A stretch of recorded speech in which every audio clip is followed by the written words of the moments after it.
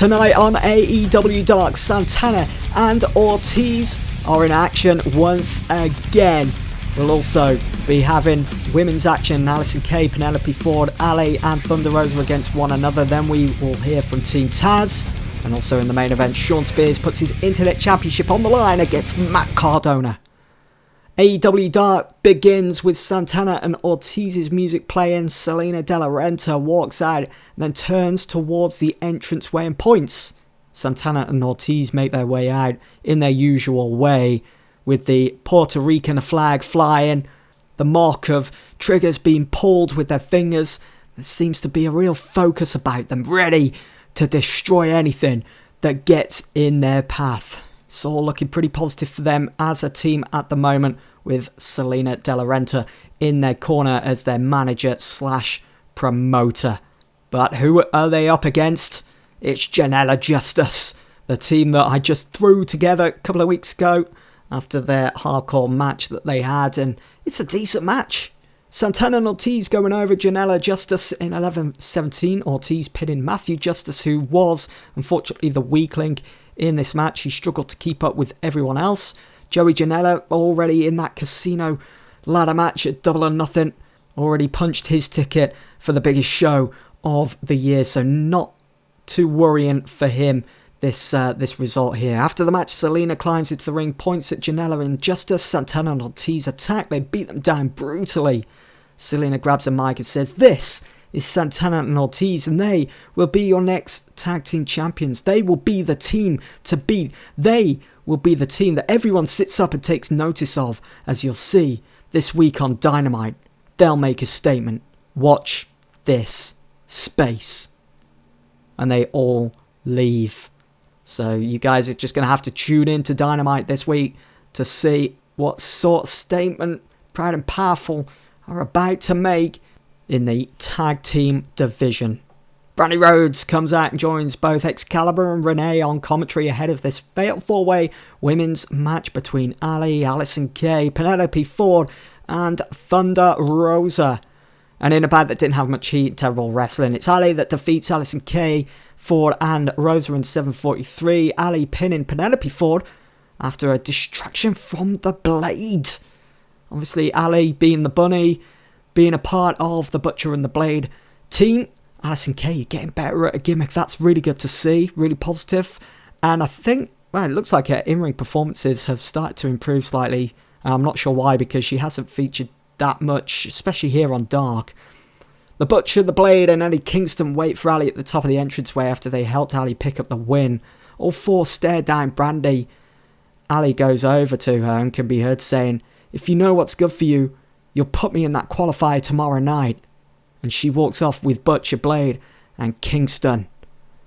So threats being made there to Brandy Rhodes, the COO of our women's division here in AEW. Taz, Brian Cage and Jeff Cobb stand together backstage after Dynamite last week.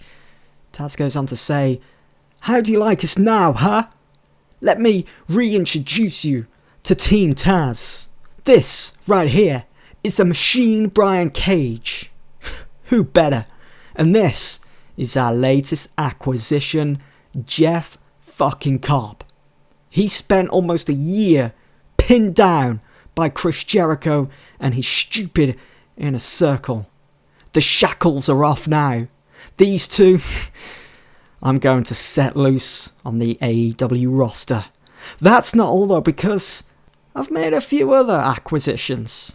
You just don't know them yet, Tony. Yeah, I'm talking to you because you were warned, and what did you do? You sat on your ass and did nothing.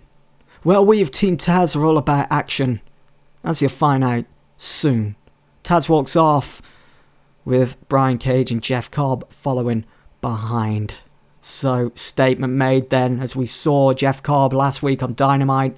He's now part of Team Taz.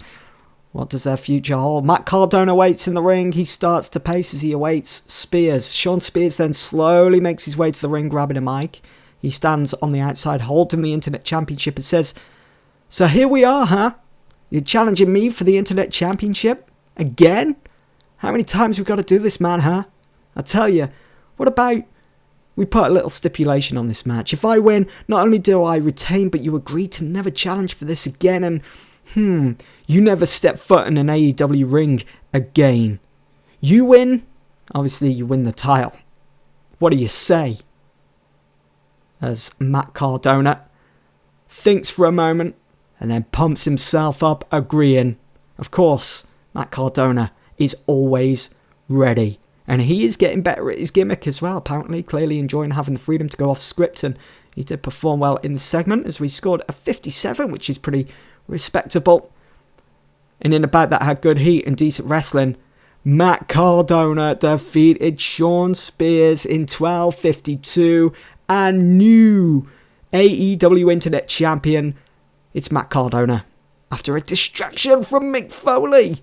Mick Foley coming out and making his presence known, taking Shawn Spears off his game, costing him the match, costing him the AEW Internet Championship. And Matt Cardona lives to fight another day here in AEW. After he agreed to that stipulation made by Shawn Spears before the match. Spears is beside himself in the middle of the ring. He's on his knees after losing the Internet Championship to a quick roll-up from Matt Cardona thanks to a distraction by Mick Foley. Foley stands on the outside with his famous smile and does his bang-bang taunt to Spears to a huge pop from the crowd. Matt Cardona has regained his Internet Championship. He nods at Foley as he celebrates with crowd members. Is Mick Foley all elite? You'll have to wait to find out next week as AEW Dark comes to an end. So what's Foley doing here in AEW? Is it because he's annoyed at the way Shawn Spears treated some of his old friends like Rob Van Dam and the Sandman, you know, all those ECW legends that were almost brutalized by Shawn Spears? Well, tune into the next episode of Dark to find out Foley's intentions. And we get a 56 for this episode of Dark. Everything pretty consistent in this show when it comes to the matches. That main event, probably the best we're going to get from those two. Really happy with this episode and the direction we're going in so far. Thanks for watching.